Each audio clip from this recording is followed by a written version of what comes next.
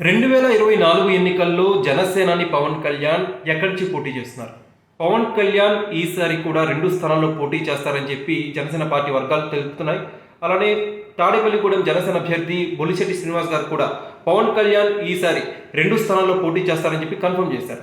So right now Pawan Kalyan ఎక్కడి నుంచి పోటీ చేస్తున్నారనేది హాటెస్ట్ డిబేట్గా మారింది. దీనిపై మనకు వచ్చిన లేటెస్ట్ అప్డేట్ చూసినట్టయితే పవన్ కళ్యాణ్ వచ్చే ఎన్నికల్లో భీమవరం నుంచి అసెంబ్లీకి, కాకినాడ నుంచి ఎంపీగా పోటీ చేస్తారని తెలుస్తోంది. గోదావరి జిల్లాలో ఈసారి పూర్తిగా కూటమి గెలవాలి అనేది పవన్ కళ్యాణ్ లక్ష్యంగా తెలుస్తోంది. మనకి అనేక సర్వే సంస్థలు కూడా వెల్లడించాయి. గోదావరి జిల్లాలో ఈసారి జనసేన పార్టీ ఓట్ బ్యాంక్ గణనీయంగా పెరిగిందని చెప్తున్నారు. ఈ నెల 14వ తేదీ నుంచి వారాహయాత్ర స్టార్ట్ కాబోతుంది.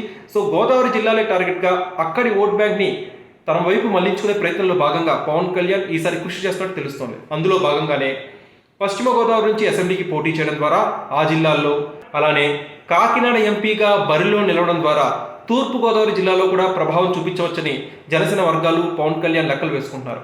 సో పవన్ కళ్యాణ్ టార్గెట్ ఈసారి గోదావరి జిల్లాలు అనేది క్లియర్గా మనకు అర్థమైపోతుంది. అలానే టీడీపీ, బీజేపీ, జనసేన ఇంకా అభ్యర్థుల్ని ప్రకటించలేదు. వాళ్ళు ఇంకా వ్యూహాలు రచిస్తూనే ఉన్నారు. క్యాండిడేట్స్ని ఇంకా ఫైనల్ చేయలేదు. అయితే 175 స్థానాలకి ఒకేసారి క్యాండిడేట్స్ని ఫైనల్ చేస్తారని చెప్పి మనకు కొంత సమాచారం వస్తుంది. సో అదే కనుక చేస్తే అది టీడీపీకి, జనసేనకి, బీజేపీకి కాస్త బూస్ట్ ఇచ్చే అంశం. ఎందుకంటే 175 నియోజకవర్గాల్లో ఒకేసారి అభ్యర్థుల్ని ప్రకటిస్తే ప్రజలు కూడా ఎలాంటి కన్ఫ్యూజన్ ఉండదు. ఓకే, ఈ స్థలంలో ఈ అభ్యర్థి నించుంటున్నాడు అని చెప్పి వాళ్ళకు క్లారిటీ ఉంటుంది. అలా కాకుండా ముక్కలుగా విడతల వారీగా అభ్యర్థులు ప్రకటిస్తే ప్రజలు కూడా కాస్త కన్ఫ్యూజన్ గురై ఏంటి ఇంత తాత్సారం చేస్తున్నారు అనే నెగిటివ్ వైబ్రేషన్స్ పబ్లిక్లోకి వెళ్ళే అవకాశం ఉంది.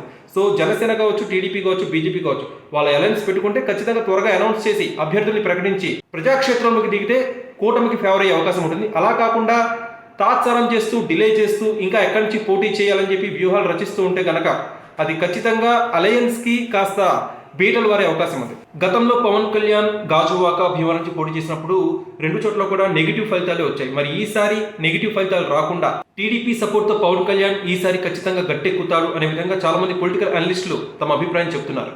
ఇదిలో ఉండగా పవన్ కళ్యాణ్ ఇప్పటికే పిఠాపురం, తిరుపతి, భీమవరం లాంటి నియోజకవర్గాల్లో సర్వే చేయించుకున్నారు. ఎక్కడ పోటీ చేసి బాగుంటుందనే విధంగా తన దగ్గర ఒక రిపోర్ట్ కూడా ఉంది. ఆ రిపోర్ట్ అనుగుణంగా పవన్ కళ్యాణ్ ఈ వారంలోనే తాను ఎక్కడి నుంచి పోటీ చేస్తున్నాను అనే విషయంపై క్లారిటీ ఇచ్చే అవకాశం ఉంది. పవన్ కళ్యాణ్ ఎక్కడి నుంచి పోటీ చేస్తే బాగుంటుంది అనుకుంటున్నారో కామెంట్ సెక్షన్లో పంచుకోండి.